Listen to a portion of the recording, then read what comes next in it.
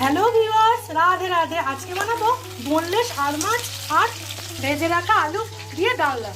নুন হলুদ দিয়ে আর মাছ মাখিয়ে ভেজে নিয়েছি, এইবার তুলে নেব। দারচিনি এলাচ ফোড়ন দেব, স্লাইস করে কাটা পেঁয়াজটা লাল লাল করে ভাজা করব।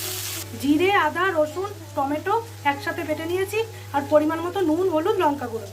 পেঁয়াজ ভাজা হয়ে গেছে, বাটনাটা দিয়ে দেবো। মশলাটা খুব সুন্দর করে কষবো। ভেজে রাখা আলু